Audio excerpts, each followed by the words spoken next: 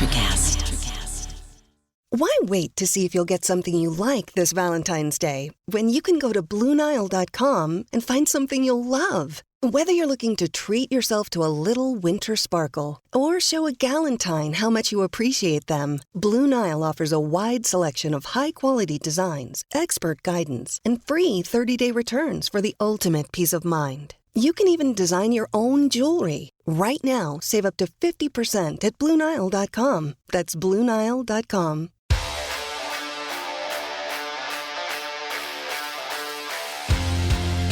Welcome to the next edition of MTP Boston.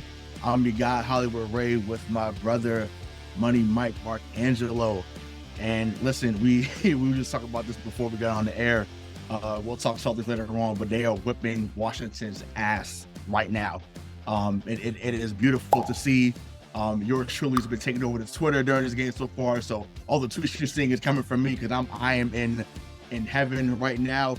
But I'll tell you who's not in heaven, and that's the New England Patriots. Let's get right into it, man. I go from euphoria to depression in literally 30 seconds, right? So they lose 31-17 to Miami. They now fall to 2-6 on the season. So, looking at the game yesterday, just what were your overall thoughts as that game unfolded?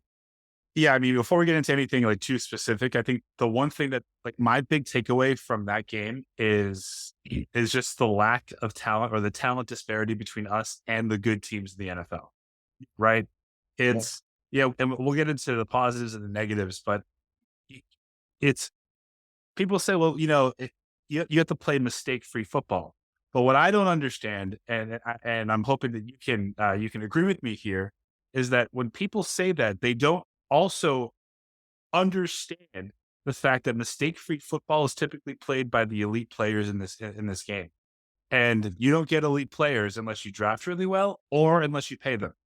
So to expect the Patriots, who are not as talented, clearly not as talented as the Dolphins or really any other team in this division or conference for that matter, with the exception of a few, to play mistake-free when the roster is constructed the way that it's constructed, it's fucking ridiculous. It's ridiculous.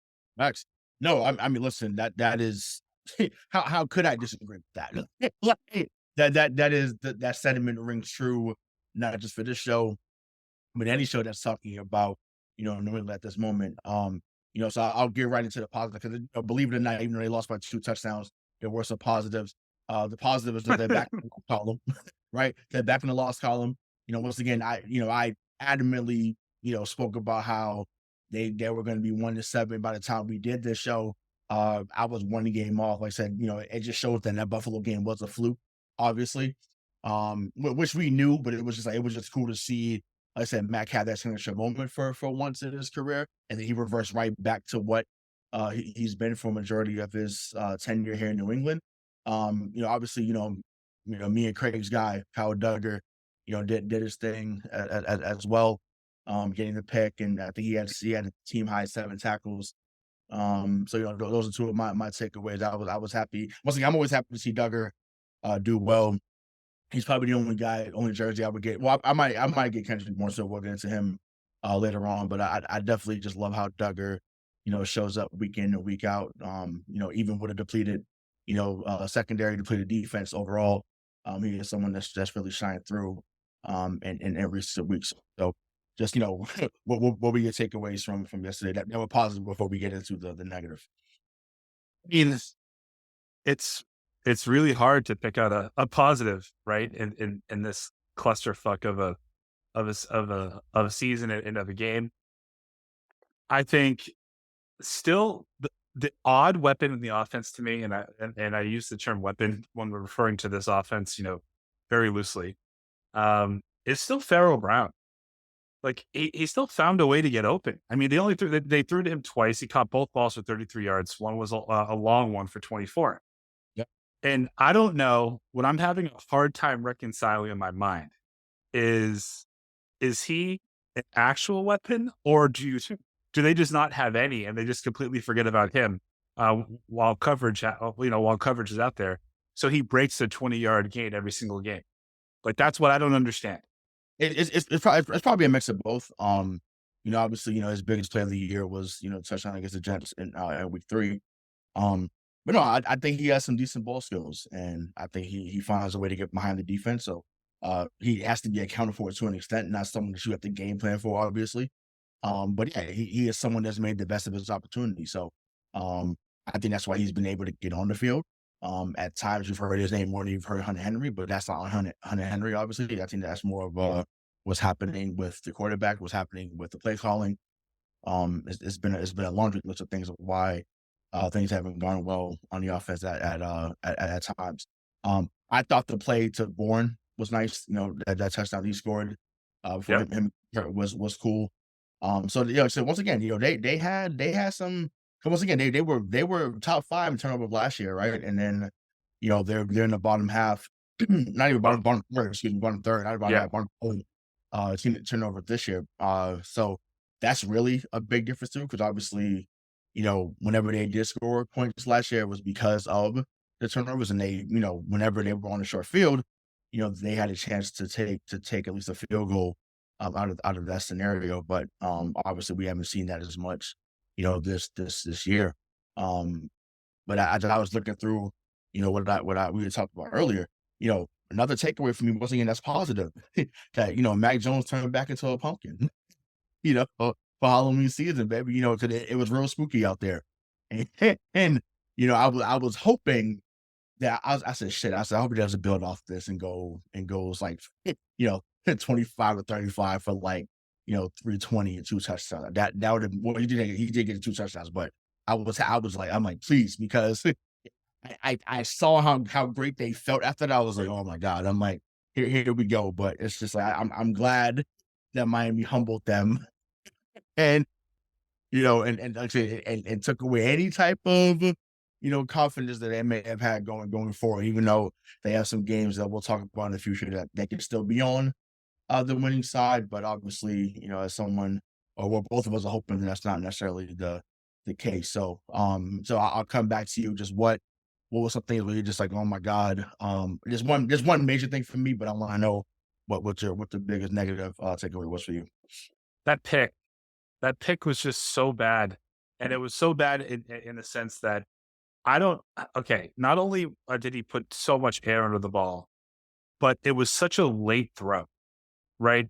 I think that entire sequence of that entire interception really just pissed me off, because Jaylen Ramsey literally begged Mac Jones to do what he did, and he just did it.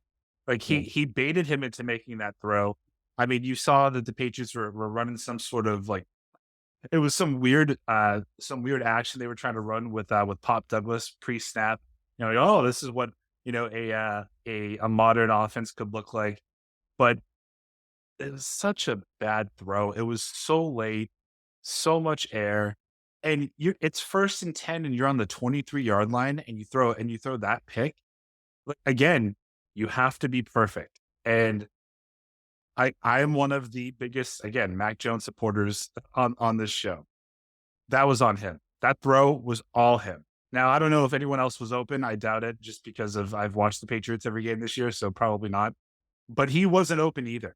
I mean, right. For Jaylen Ramsey to come back and in his first game back, he makes a sensational play. It wasn't like physically sensational, but that was all mental.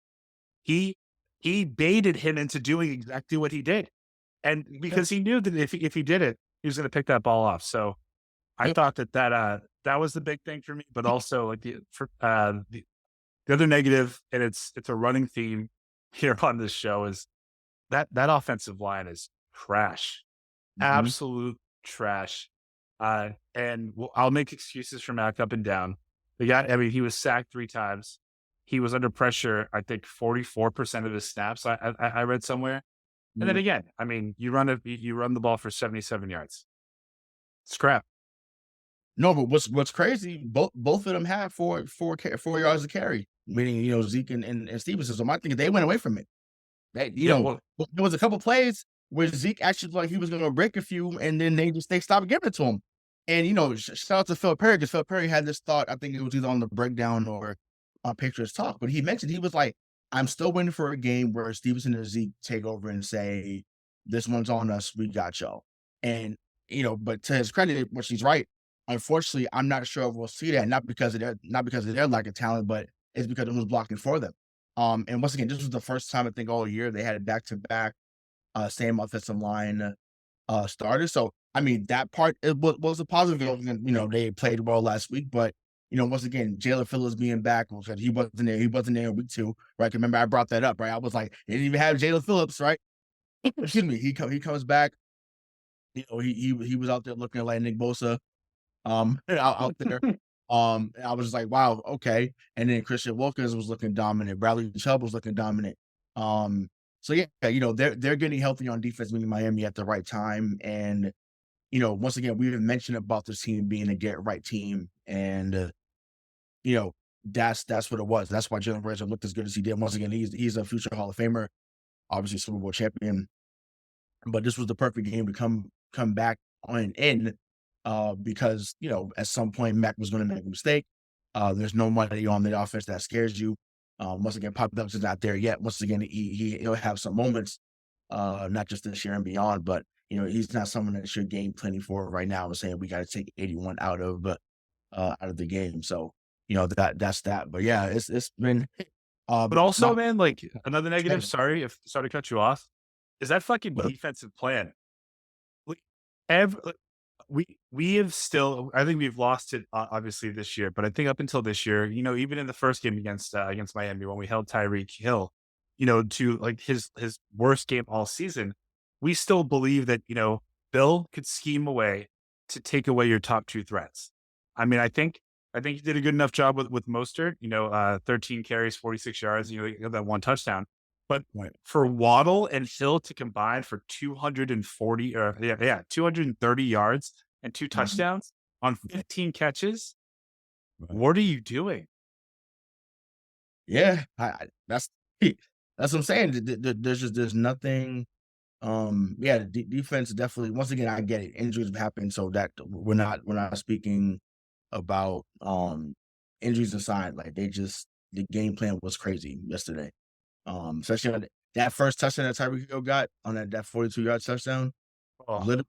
He literally just ran through JC and Marte Mapper. Once again, I don't blame Mapper for that, because I blame the scheme. I blame the scheme on it. Like, why would you not have at least another? I would have had 3 people on him. I just treat him like Megatron, right? Have someone else back there do I think on Matt is what I call the cover 3. The cover 3 had 3 people back there, and you figure a cover 3 robber. There you go. That's what it is. Cover 3 robber. Right. Cover 3 robber. Wherever he goes, you say the guy that way, and you go from there. I think when you have someone like a McCourty out there, I think he probably makes that adjustment on the fly. Obviously, you don't have him there, so there's no one that has that IQ, at least not yet. Anyways, in that secondary, I think Gonzo eventually will, and we already seen shades of that sure. before he got hurt. So I'm excited to see what him, Jack Jones, Mapu, I'm excited to see what them guys do next season. With another year under their belt, and hopefully all health will be afforded, to them. But for me, man, like I said, the takeaway, and once again, when I'm about to say yes, I know, and everyone knows that Miami was the better team. Miami's more talented. We're going in different directions. So let me put that caveat out there before people flip out for what I say next. That was one of the worst officiated games I've ever seen. And once again, we're 8 games in. I have not brought that up all year. That game yesterday was one of the worst officiated games I've ever seen. What play specifically comes to mind for you? So the pass interference on J.C. Jackson, that was a PI, right? Right. The play to Devontae Parker that knocked him out the game, which is that's the most egregious one, right? How do you not call how do you not call something there, right? How does that happen? Then they had the too many men down in the field, and they said, "Oh, you know what? Damn." They're like, "Oh, we forgot. It's Miami. Let me pick that up." It was like, wait a minute, if the man's on the field, he's on the field. Like, what are we doing? And once again, let me be clear. David Andrews had a lot of those moments this year where he's been down the field and they haven't called it. So, Yeah. but my thing, if you call it, they call it. Don't call it and then be like, Well, you know what? Let me take that back. So they did call it on. The same thing happened for us last week. They called it on Right. Andrews and they picked the flag back up. Gotcha. Okay. Yeah. Okay. But I mean, I guess what we're experiencing though, Ray, I think is what you're getting at is that like in baseball, tide goes to the runner, and football, tide goes to the better team. Yeah. Exactly. And we've just been on the receiving end of that for so long that we forget that it's, if you're a trash team, the refs are going to treat you like trash. And I actually, aside from the JC Jackson PI in the end zone, because that was not a catchable ball, whatever. Right. Aside from that, I didn't have too much of an issue with the reffing. I think the referees this year as a whole are doing. You got the Parker play was clean? I was surprised. No, I was surprised that there wasn't a call. But here's what if we did that to somebody, I would not want that call. So okay, and I get it, right? Because we're just the era right before, right? We're from when Nate Clements knocked the fuck out of Tom Brady in Buffalo, right? And cleaned his. I get it. So yes, there's a part of me that agrees with you and say you're right. But in today's NFL, that's a penalty. So you gotta call that shit. It's not a matter of this is 12-5. It's not. Sean Taylor's not back there. God rest his soul. Ed Reed, Palomar. It's not that era anymore. I'm sorry, it's not. So you can say it's soft. Hell, we just saw Sanderson and Shiloh get kicked out for targeting when he had a clean hit, then do the hit that Monte Ward yesterday, and they got him on there for targeting. So it's just like the discrepancies is crazy. But like you said, it speaks to what you said about if you're a team that's not on the rise or a team that the NFL is pushing to be in that Final Four or in that Final Eight, then yeah, you're not going to get the benefit of the doubt. And maybe that's just what it was. We could chalk it up to. But I just think when you're speaking about player safety, right? Forget about what it used to be, what it should be. If you're speaking about player safety, and once again, we just saw it happen with their quarterback in Miami with Tua Tagovailoa last year. He was unfortunately getting rocked more times than he should have last year. You have to protect the player. And if that's the case, it would not be 02, 03 anymore. Brian Dawkins, that's another guy who used to, used to lay wood. You have to call that. And then that's one thing. It's just like, to me, and then oh God, I forget the announcer on there. But he's on there. Oh, I thought it was a good play. Really? That was a good play. Like that to me blew my mind. Once again, it was not the reason why no one lost. So I want to make that for sure. I just thought from I haven't seen something that one-sided in a long time. Like this felt like 2018 Saints versus Rams. That's how blatant it was. The only that was like, whoa. The only thing about that hit that I thought was like, is when he drove him to the ground. Like, that's okay, the same. Yeah, like that. Yeah. That action in and of itself normally triggers that flag or that penalty, but what? I guess I like I said, I think that the NFL, the refs this year have been atrocious. They've been taking too many. That they have been the reason, or they've been the deciding factor in too many games when they shouldn't be. And maybe it's ultimately because I knew that this game wasn't decided by the refs that I feel the way that I feel. But I guess in my mind, like, you have 50-50 balls in the NFL. Like you also have 50-50 calls. Like that could go one way or the other. And if you're a good team and you have a star player, it will always go your way. Yeah. Yeah. I mean, I don't know. To me, that like the PI, even though it was a PI, was more 50-50 than Devontae Parker's play. You know what I'm saying? Like when you said the hit itself, okay. But once you drive to the ground, like you're giving an Anderson spine buster at WrestleMania 18. Shout out to my wrestling fans out there. Like that's what it looked like. It looked like an Anderson who he was the best in the business. I'm not gonna get into Kate, listen to Kate Fake Critics next month when we do for Survivor Series. So stay tuned for that. But big market cheese there for that. But it's like, come on, you gotta. I don't know. To me, it just goes back to the player safety thing. Like I said, you can't scream that, and then not make that call there, in my opinion. But hey, they chose it. It is what it is. Excuse me. Before you get on to the Yeah. next topic, can I just ask you a question?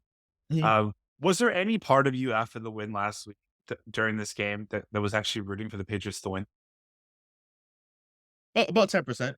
About 10%. Okay. Yeah. All right. I'll be about 10%. Yeah, I'll be honest. Only because not necessarily from the draft capital thing. It was more so about, obviously for those that have listened to the show faithfully, that I lived in Miami for 7 years, and they have been waiting for this moment. So those that know me, so shout out to my boy Charles, shout out to Darren, shout out to Cindy and all y'all. Like, you guys have been waiting for this moment, and you haven't had it since Jay Fiedler, 21 years ago, and Ricky Williams, and Jay Fiedler. yeah, yeah. I'm saying that's when they were really good in the early 2000s, right? You've been waiting on this moment, so I get it. We'll see what you guys do come postseason. But you've come up, pretty small in the postseason. Once again, not an opinion. That's a fact. So that's really why I wanted it, because I got messages and I got tagged and stuff yesterday. I'm just like, we're happy, you're happy about this, but I'm like, this team is trash. Like I hardly trolled Dolphins fans down there, because I'm just like, we're a better team. We always will be as long as 12 was here. The last game I seen Tom Brady down there, they beat Miami 43-0. Like, the shit was over in the first quarter. Like, it was a joke. Yep. But it was pathetic. So it's just like, but yeah, hey, they can have their moment. Once again, we'll see if they show up come playoff time. But I mean, yeah, two was never lost to Bill. Yeah, it's crazy. It's crazy. I mean, but once again, it also goes to show just how quick the tides will turn in that division. Obviously, they're going to be fourth for some time until either there's a new regime or there's a complete overhaul of talent. And once again, that goes back to Kraft, right? And it goes back to tomorrow, which is a good segue, because the trade deadline is tomorrow on Halloween. Once again, we've already talked about how spooky of a season has been, and that is pun intended, because it's been real scary out there. We've seen ghosts from week 1 to now, and unfortunately, there was an injury in Minnesota yesterday, and Kirk Cousins, who's had a decent season, once again, he's never going to be someone who's top 5 in the league, but he does enough at times to keep you in the game, and he'll do the same thing to take you out of it. So I thought it was fitting to ask if the younger Kirk Cousins, Mac Jones, should be his replacement in Minnesota. So your thoughts on that? Well, just remember, I mean, I like Mac Jones. I don't like Kirk Cousins, but in terms of arm talent, like, it's not fair to Kirk Cousins to ever compare him to Mac Jones. Mac Jones does not have the arm that Kirk Cousins has. Doesn't. And not for nothing, next week will be the first game that Kirk Cousins has ever missed due to injury. I mean, he was on the COVID-19 list after they clinched the playoffs spot. But okay, what do you get for Mac? What does Minnesota give you for Mac Jones? Probably a 4th or a 5th. I mean, do you do it for that? I don't. No, but I'm saying now, if they got stupid and said, we'll give you a 2nd or a 3rd, I'd bring him to myself. See what. Are you done? Me? And then he's going to go. Yeah, then he's going to go in the final 9 games of the year. The final 9 games of the year for Minnesota, he's going to throw like 22 touchdowns and 4 picks. All the yeah. I mean, but you got to remember that. Obviously, I know they shut down Jefferson, but you still got KJ Osborne. You still got Jordan Addison, who's had a really good rookie season, right? You still got Hawkinson, right? So it's like they have guys there that can still produce offensively. And then I mean, Madison is not better than Stevenson, but once again, they have a different team over there. So yeah, I think he would do great over there. And once again, if that's the case, cool, it's fine. Hell, even Pierre Strong yesterday looked decent for Cleveland Browns. And meanwhile, the guy traded him hasn't seen a fucking snap in weeks. Tyrone Willie Jr. Ain't seen him. But Pierre Strong out there catching screens looking like Kevin Falk 2.0 yesterday. I said, wow, what do you know? What do you know? From my guy, PJ Walker. Yeah, I know. I know. I know that's your guy. That's your guy. So it's just like, but once again, it goes back to what you said numerous times about Bill. If there's any position offensively that he can find, Yeah. always it's been running back, and he's rarely missed in his career here, with running back. So that makes sense. But yeah, no, I mean, probably yeah, just Sony Michel and who else? Lawrence Maroney, Yeah. um, Do you think? Woodhead. Okay, I think Okay, Danny Woodhead wasn't a miss. And he didn't draft him. He was from the Jets. Oh, I'm sorry. He was on the Jets. I'm sorry. You're right. That's right. I'm sorry. But I mean, Lawrence Maroney was he was bad in the clutch, but he was fine. He was. I guess the point is like he was serviceable, right? And Sonny Yeah, Michel was yeah. serviceable. The law firm was good too for a while. Yeah, Yeah. it's just he doesn't miss. He doesn't miss there.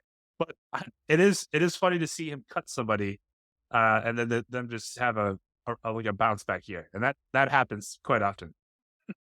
Right. I mean, granted, obviously we've seen, he lets go certain players like JC Jackson didn't look the same in, about to say San Diego, in Los Angeles as he did here, obviously. So you knew he'd be more of a natural fit once he got back to here because Bill would know what to do with him, from a scheme standpoint. But yeah, I don't know. There's been that part was just frustrating to see. But like I said about the Mac Jones thing, I just feel like they should at least feel some calls. If they offer you a third, take Yeah. it. If Minnesota were to ever offer you a third round pick for Mac Jones, you take it. But honestly, if I wanted to see what they were going to up the offer on, I'd offer them Josh Uche too. Take him. Once again, he's probably not going to sign, or you're not going to sign him. So take him. Take him. Go ahead, take him.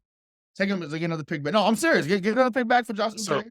Uche and Mac That's what they for drafted Keon White. He's going to be his replacement. So we know that. So we knew that as soon as they came on and said with the 45th pick, the New England Patriots said Keon White, the end from Georgia Tech. You knew, okay, this is Josh Uche's replacement, good or bad. Like that's what's going to happen. So I'm going to be surprised if Uche is gone tomorrow. And once again, if you want to sweeten that deal and give them Uche along with Mac, so they take him and have that for the rest of the season, and then he becomes Kirk Cousins' backup. That shit, okay, cool, great.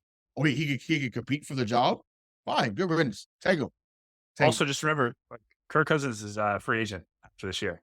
So, and you get Mac for like $2 million. Listen, again, if you do Uche and Mac for like 2/3, I'm in. Do it. Right, yeah, that's what I'm saying. Yeah, do it, and then once again, I'm sure if that's the case, then Kirk probably will be in a San Francisco uniform next year because we all know that Kyle Shanahan is a fan. And Brock Purdy is just not that good. Yeah, we're finding out. Yeah, we're finding out. Like I said, you'll find out more about that in our Power Ranking show later on this week, with the real BK about Kelly and DK Sizzle. So stay tuned for that. But yeah, like I don't know. It's it's getting real shaky out there for our Patriots, and I'm hoping that they do something tomorrow. Once again, they should unload. Once again, there shouldn't be really any. Yeah, what does that even mean? They go They to should unload. Yeah, what are they going to unload, dude? Like, what? Who on this team warrants anything from anybody else? What one that would have worn got hurt yesterday, Right. Which I'm happy, but not happy that he got hurt. But he's not someone I wanted to see go. Like Bourne is someone I wanted to see go. So I'm glad. Well, I say once again, not glad he got injured, but that takes him off the shelf, literally and figuratively. That he's not going to get dealt tomorrow. So I'm cool with that. To me, he is someone you want in that locker room that you need in that locker room.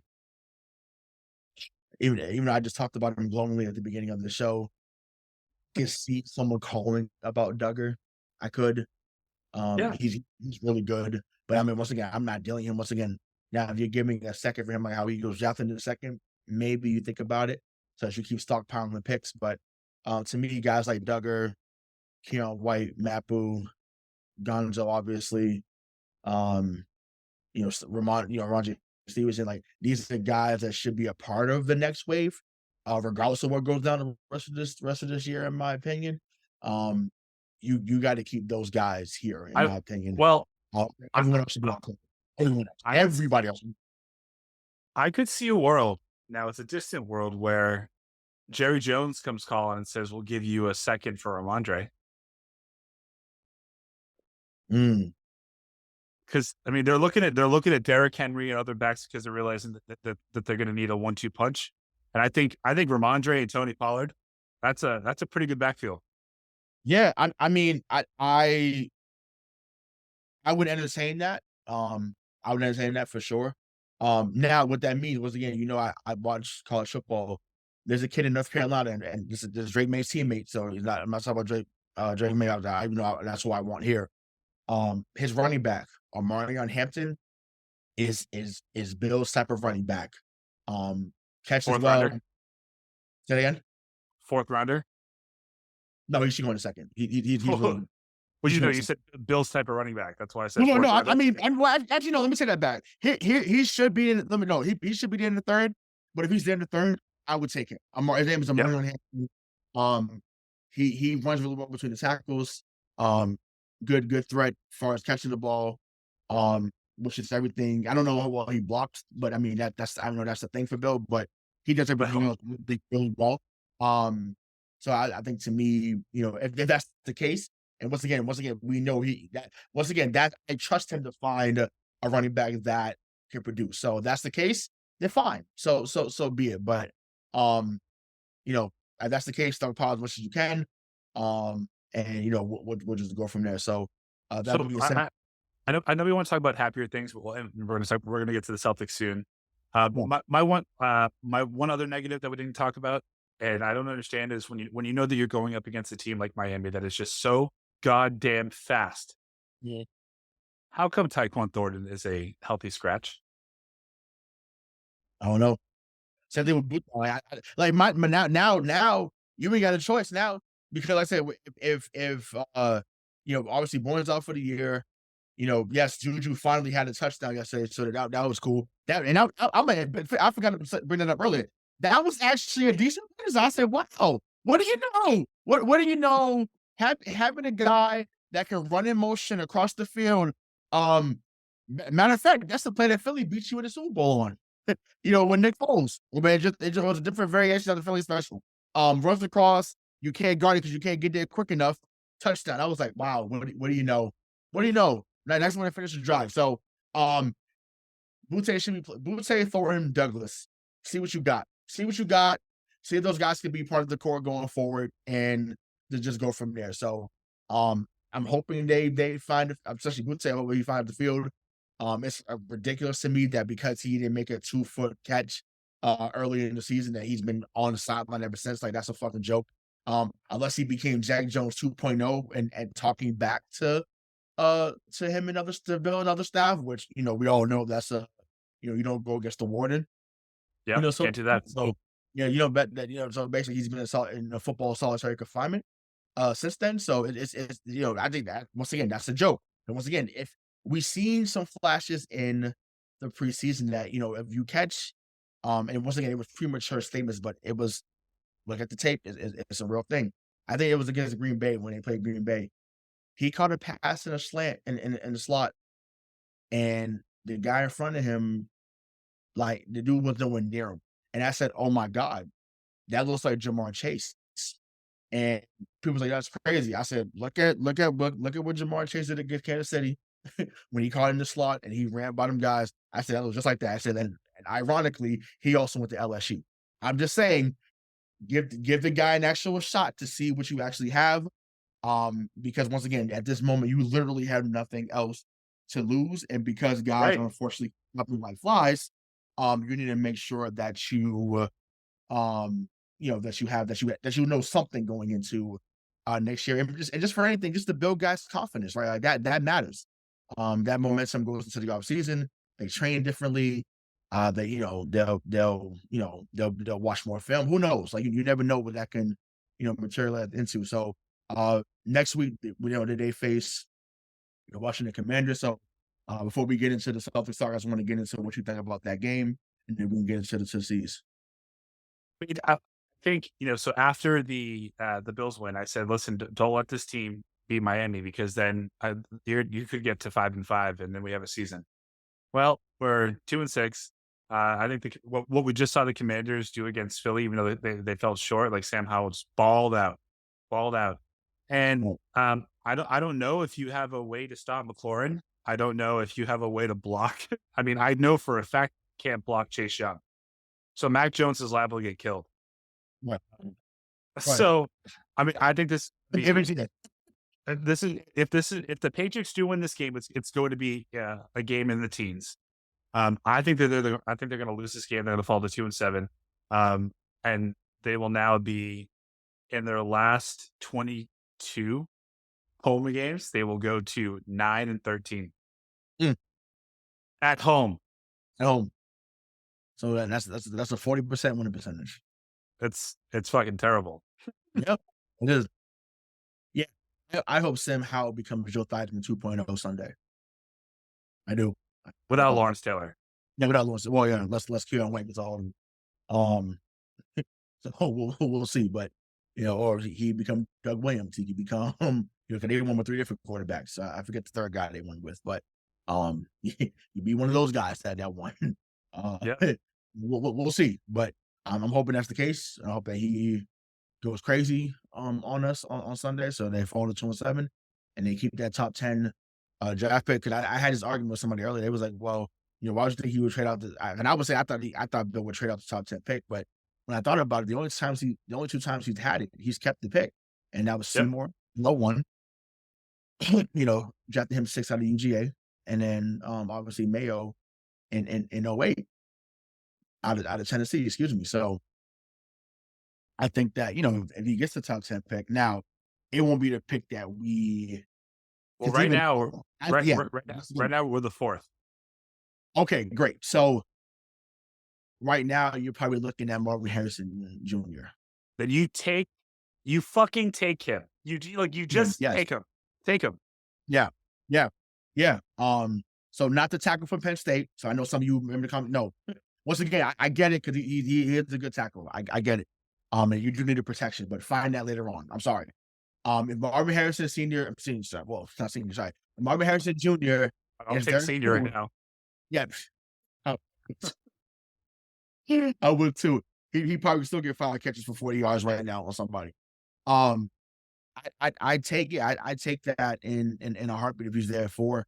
Or once again, if someone, because someone's always gonna drop or go higher than what people think. So if it's Caleb Williams and Trey May at 1 and 2, and then whoever's at 3 gets 3, and then we get I think it's the Giants at 3 now, and they lost. Which that was crazy how they lost too. Once again, talking about that in the Power Ranking show. I was like, wow. I was like, they understood the assignment. They said, hey, we can't win this game. We got to make sure that we stay in the top. It's awesome. So yeah, so I just, to me, if Harris is there, you get him. If you have to wait to the second round to get a quarterback, that kid from LSU, Jaylen Daniels, is to me is very good. And then you build out to the defense and getting some offensive line help, later on. But that must be so wishful thinking. They're not going to do that. Yeah, they're not. But it's just like, to me, it makes sense. Like, and of course it does, because it makes too much sense for them to go get the wide receiver QB combo. It's just like, wow. Once again, knowing our luck, they'll like I said, maybe they would draft Harrison, but then they'll draft that kid out of Arkansas. Oh God, what's his name? Oh, KJ Jefferson. And my homeboy, shout out my boy Clyde. He was like, he reminds him of Ron Davey. I was like, hey, hey, man. He was like, yeah, someone that got a cannon, but just the IQ is just not there. I said, well, that was 20 years ago, man. So who knows? Maybe David would have been look different now. But knowing our luck, we'll draft KJ Jefferson in the 3rd round. Saying, oh, he does everything. I mean, he does run really well. So I mean, I would say that. He's 6'3", 245. So I would. He's going to need to with this offensive line. Yeah, no. Well, we talked about Martin. We talked about the Martin. You need a guy that can actually move the chains. I think about, there was a few times, even yesterday, right? They had everyone covered. Tua gets Shocker. Downs on his legs. Like, you just need someone who has the threat of, if you had everyone covered, I could go get 8, or I could go get 7 on a 3rd and 9, or on a second and 9. You know what I'm saying? Like, I could go do that. Now I'm in the 3rd and 2. Now the playbook opens more because I could pitch right, pitch left. I could run up the middle. I could do a nice little go route. So it's just like it opens up the possibility so much more if you get a guy that can actually move with his feet. Like the CJ Stroud, you see the Bryce Youngs, you see Caleb Williams in the world, you see Shedeur Sanders, like you see those guys coming up, and you're like, oh, even my guy Drake May, like you see it, like those guys can actually move with the football. So to me, I think that it would make the most sense, but because it makes the most sense, we expect a long snapper from Temple University. So we'll leave it there with the Patriots talk.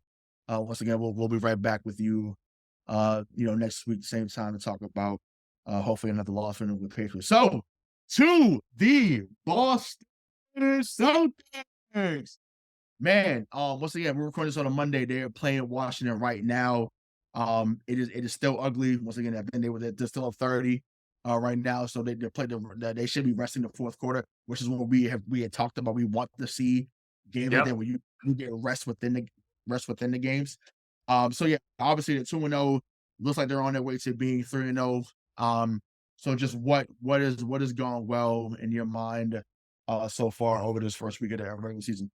Well, I mean, I think that the starting 5 offense is better than we thought it was going to be. And when I say that, I mean they're more efficient. Like they are, and they're deadly. I mean, in game 1, you see Porzingis drop at 30.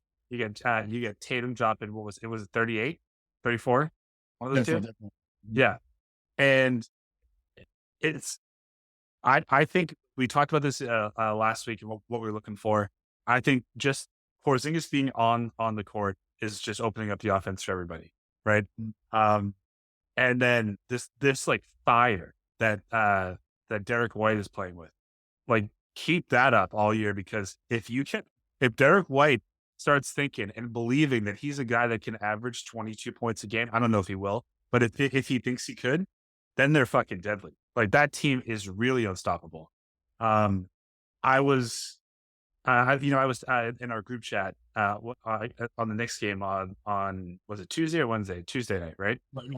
Wednesday. I was like, yeah, this looks familiar, because they were up 11, then they cut it down to only a 2-point lead, and I'm like, oh shit, here we go again. That was calm. I was like, nope. I said it don't feel like before. I was like, this team can shoot. And you can already tell. I was like, nah, like they're gonna have another run. They have another run, and they did, and they came back and they did a thing. But I get it though. I understand why you and many others felt that way. I was like, nah. And people said, "Oh, like you freaking out?" I said, nope, I'm not freaking out. I'm like, this team. It felt different. Like that first quarter against the Knicks, I was like, no, like this.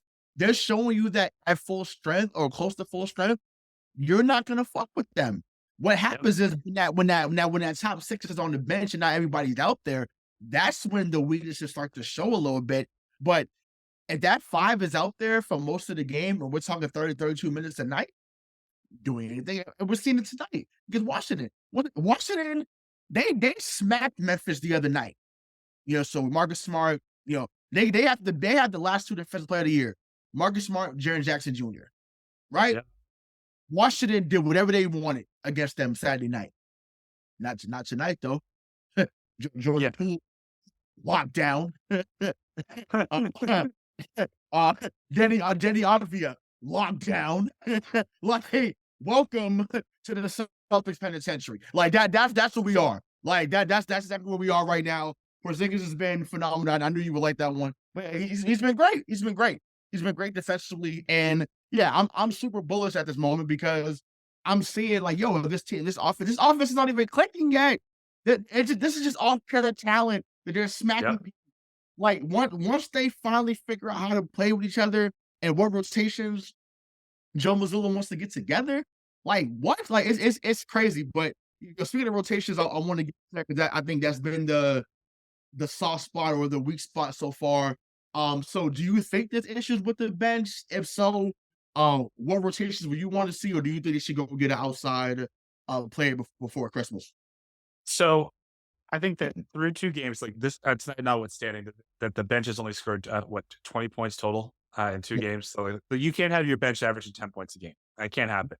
Um, but I think it's a little too early for me to say that they need to go do something, because I think that their starting 6, as you said, that their starting 6 is so versatile so far that you can afford the time to get guys like Brissett, like Luke Cornett, if Luke Cornett's going to be an answer for you, um, and Peyton Pritchard more minutes, and you develop those guys. And what the hell is your guy's name? Remember we talked about him in the summer league, the rookie.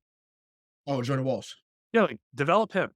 Because Yeah. honestly, I think from a talent perspective, if you look at this, if you look at the bench, they don't need much. They might need like something. I don't think about before Christmas. I mean, unless we're up to Thanksgiving now, and the bench is only averaging 8 to 12 points a game, then yeah, maybe you need to go do something. But I think you just take this time and develop them. The starting 6 is trying to prove something to the rest of the league right now. So let them prove it, and you just develop the shit out of your bench right now. Yeah, no, I think that's valid. I I was hoping they go get one more piece. Once again, I love what they said about Brissett the other night, 'cause I thought the Heat, and I was there for that game against the Heat. I loved what he did as soon as he came into the game. Um, you need that Leon Poe type guy, and that's what Brissett can be if given those minutes. And I want to be clear, because I think we talked about this in last week's show, but I want to bring it up again because it's relevant to this conversation. Luke Cornett should not touch the court unless they're up 30s, which is what's happening right now. He's probably going to be playing soon. It should be Brissett, Lamar Stevens. Even I'm fine with Svi Mahalit. Like I'm cool. I'm cool with that. Like get him out there, see what he can do next to House or whatever. But unless they're up 30 or it's the last 2 minutes of the game, we're getting blown out. That's what we should be seeing Luke Cornett. He once again offensively, he's not bad, but because he's going to get demolished in the pick and roll, which is what the NBA really has always been, but now more than ever, teams run Yeah. pick and roll like it's their job. And I can just see him getting tore up every single time in those actions, especially when I think about I can't imagine him guarding Giannis on a Dame and Giannis pick and roll. Like Giannis is gonna look like Space Jam out there. Like it's ridiculous. So I'm good. I'm good. Like I said, give Brissett out there. He's a high energy guy. I want to see more Lamar Stevens, because I feel like he can give another change of pace, another hustle guy. They don't need it. So, who would, like, if you had your pick, like who would you go get right now to address their bench woes through 2.5 games? I well, the thing is, I mean, obviously he has some stuff off the court going on. I wanted Dwight Howard here, and once again, I know, because of his off court stuff right now, it may have been a distraction. I honestly don't care. I think that he still can give you 8 to 12 minutes a night. And he's still going to be in shape. Once again, I know, it would be a talking piece. It doesn't really need to be a talking piece, because once again, whatever he does off the court, with whoever has, I could care less about. Okay, are you someone that can spell Porzingis and Horford when they have an off night? Can you be that? Or maybe you go back to the well from last year and say, "Hey, Blake, I know you didn't want to play all year. Won't you come join us in February and just play for the rest of the year with us?" Like maybe do it like that. I think they love Blake Griffin here. Matter of fact, Yeah. I know how the fans reacted to him. He was great behind the scenes. He's mad. He's a lot cooler than I thought, honestly. A few times that I got a chance to say hello to him in the on level 3, so by the locker room. So he's cool. So to me, maybe he's another piece they bring back. But yeah, maybe you're right. Maybe they sit there and say, you know what, because of our top heavy roster, they really develop the other guys in practice. And nice like to just help. Nice like tonight help where you got the guys that in your top stakes. They're on the bench, they're chilling. Now you get Pritchard reps, you get Hauser reps, you get Lamar Stevens reps, you get Jordan Walls reps if he's there. I know I don't know if I think he's on a standard deal. I'm not sure. But you want that to happen. So hopefully more nights like this where they're smacking the opponent, where you can see those other young guys get play and get those game reps in a real game and not just up in Maine with the Maine Celtics. So Yeah. So I mean, once again, they have a lot of things that's going well so far. But I can see the bench thing becoming a issue later on if certain guys aren't producing the way that they're expected to or projected to, in my opinion. Yeah. I mean, you just can't. Your bench can't score fucking 10 points a game. Yeah, no, facts, facts, You, facts. you just have to do better. I mean, however, I've had that those stats are going to be adjusted after tonight because it was an absolute fucking ass kicking from the get go. So I mean, I bet the bench is going to score a little bit more than 10. Yeah, I mean, honestly, Jalen might have got to 40. I'll see right now. I'll look at the score. Um, so yeah, okay. So Tatum, I don't know if he's still in the game, but Tatum had 33, Brown had 36, Porzingis still had 15. So I guess he just didn't score after, which is fine. They didn't need to. Um, and once again, he had 23 minutes tonight. I loved that because he doesn't need to be out there. That's the first thing I said. I don't want to see this guy out here for 35, 40 minutes. You don't need to. So if you could get a game of this where he dominates early, which he did, Yep. get him out of there. Yep. Derek White, 23 minutes. Jaylen Brown, 31 minutes. Tatum, 27 minutes. Like, that's perfect. So now it's Brissett out there, Hauser, Cornette, great. Banton, that's another guy I forgot. Delano Banton is another guy that I hope can actually be, like, say for some reason Pritchard doesn't work out and doesn't really pan out. I think Banton, what he's showing in the preseason, he's also 6'9". Can you imagine if there's a time when, Holiday and White are just on the bench, where there's Holiday and one of them out there, and Banton, who's 6'9", who can defend pretty well himself, is out there, and you got Holiday, Bannon, Tatum, Brown, and Porzingis, like, you're not scoring on you're not scoring on. So, like, that's what I'm looking forward to as a fan. So, once again, they are deeper than we know. I'm just impatient as a fan, and I can acknowledge that. But I want them to grow as much as possible because if they grow, then it helps the team's overall success, not just for the right now, but for the future. So I mentioned when we talked about this in our meeting that obviously they face Washington tonight. They're on their way to a win here in Washington. They have Indiana, excuse me, Wednesday night. They have Brooklyn on Saturday night. So just what do you think happens with the Indiana game in Brooklyn on Wednesday and Saturday? I mean, I think obviously just based off a record so far, right? Indiana poses the biggest threat. They're 2-0 going into tonight. I think Halliburton is a really good point guard. You get to go against your old friend Aaron Nesmith, who's not having a bad start. Right. I don't know. Just looking at the schedule ahead, how the Pacers or even the fucking Nets are gonna field a team or put a team on the floor that's gonna compete with us. Like at our best. And listen, I know that we're not always gonna be at our best. There are gonna be games that are gonna make us want to punch ourselves in the fucking face. I get that. If Porzingis plays defensively and around the rim like he has these first two games for just like 60 games this season, like look out. We will be fucking fine. Fine. Yeah. So I do think Indiana's going to give us the biggest problem. But I still think we're going to win by like 15 points. And the Nets game should be blowout city. Should be. Yeah.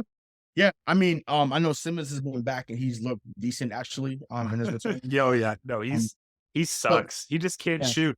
He can't shoot. Right, but I'm saying, but when I look at him, what he does now, I think the game the other night he had like 13 points, 8 rebounds, 8 assists. Like for him now, that's when he looks like he's engaged. So I would be more nervous or more, I guess, concerned if he had like 18 points, 3 assists, 3 rebounds. But for him to get higher rebound assists, like that means that he's engaged for where he's at right now. And we'll see. He still can be a force defensively if he chooses to. So that is always a concern. So that's me giving respect to his game defensively. Now, the reason why I say that Brooklyn game scares me a little bit more, Mikal Bridges, not only Mikal Bridges, but also Cam Thomas. Right, Cam Thomas is a bucket, and Celtics always struggle against dudes that can go off for 30, 40, whenever. Right, so he's one of them guys. And if he's in the starting lineup, he usually gets 25 to 30 points. So Hopefully it's a night that they have everybody healthy, that he comes off the bench and doesn't get into rhythm. Because if he does, like I said, I feel like he's going to get 25 or 30 in his sleep. Like he's just that talented of a scorer. But yeah, I would take my victory lap on Tyrese Halliburton. When we started the show, the 2020 draft was happening. We had the 14th pick, and I was like, well, if he's there, take him. The Kings took him 2 picks before at 12, and I was like, I thought he was really going to be good. And someone was like, oh, he's a big guard. I was like, no. I said, I don't know. I said, in my gut, I just feel like he's going to be someone that translates really well to this game. I said, when you can pass the way he passes, when you get to the bucket the way he gets to the bucket, you're going to do fine. And that's exactly what's happened. He started off well in Sacramento. Rick Carlisle hears about him in Sacramento. They find a way to get him over there to Indiana, and the rest is history. Gets him a max deal over the summer. Rightfully deserved. I think he's a hell of a player. So yeah, Indiana's going to play hard. They're a great organization. Like, I met the people behind the scenes. Like they are really, really kind organization. So great people over there. Aaron and Hard too. So yep. It's still early on, right? But I mean, anytime that you see a guy that's shooting, well, I think he was above 50% from the field, and like 46% from three. I think that was I checked it this morning. Even through 2 games, that's fucking wild. He's efficient, and to your Brooklyn point, if Ben Simmons is averaging, let's just call it 13 points a game, but he's also averaging 10 rebounds a game, 8 assists per game, then he's a fucking problem. Then he's just not prime time, but he's just like Rondo was for us back in the day. And listen, if he falls into that spot, good for him, because that's not a bad place to be. No, it's not. It's not. And like I said, he's like I said, the talent is there. It's just a matter of is the mental there. And once again, it's good for the NBA for a player like him to do well, because he was the number 1 pick in 2016. Like, he's only 26 years old, if I'm not mistaken. So, obviously he's in that same draft with him, Jaylen, Buddy Hield. That pass is not as bad as people think it was. It's just a matter of, Jaylen has become the best player out that draft. People say what they want. It's not close. And he was paid as such.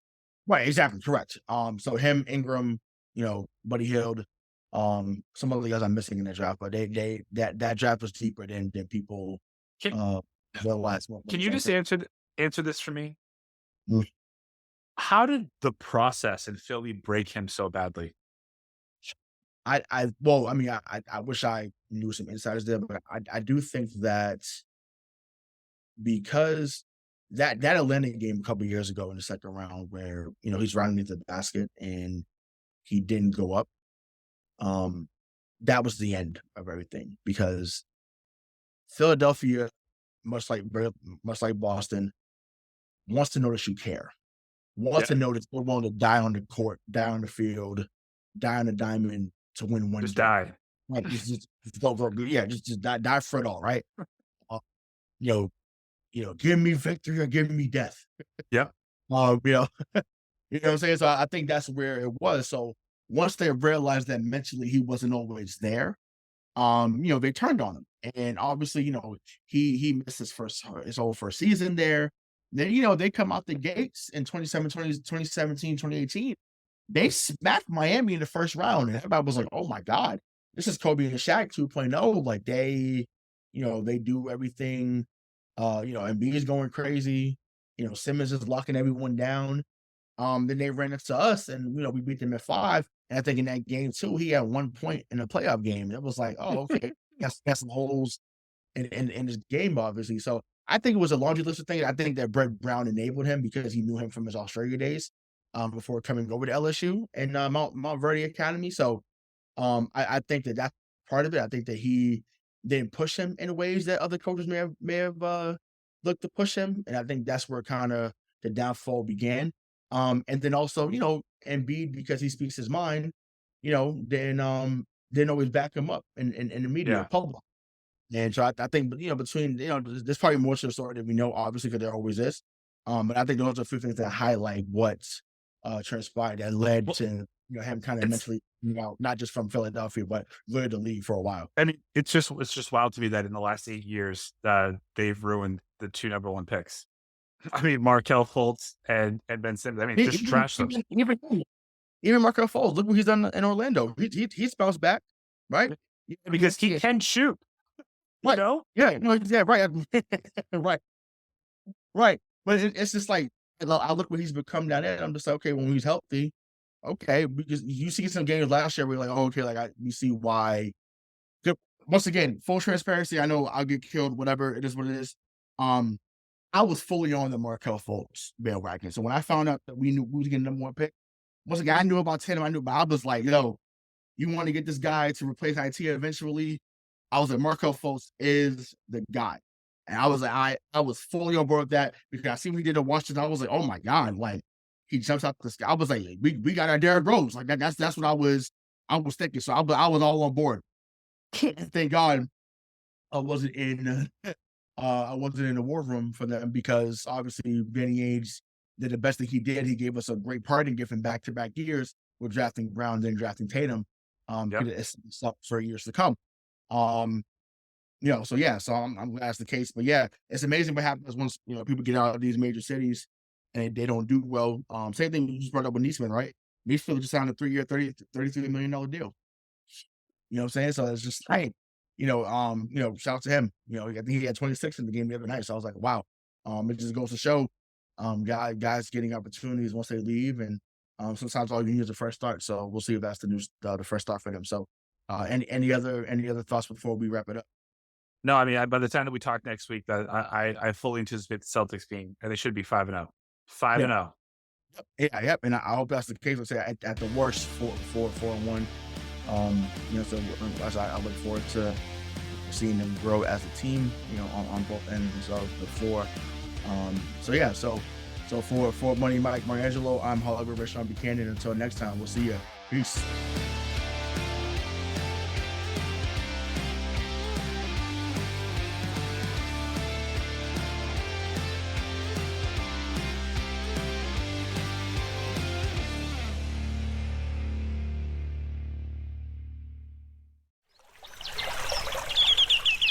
Are you passionate about saving the planet for future generations? Do you want to learn how to do it? If yes, then you need to tune in to the Nature-Backed podcast.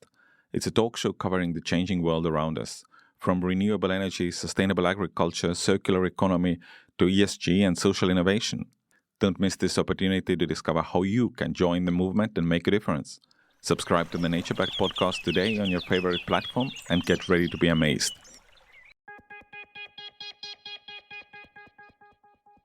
Step inside the marketing mirror to uncover marketing secrets, discover gems, tactics, lessons, and campaigns you can use, next gen or fundamentals. Grab the marketing magic to improve your marketing and win more business.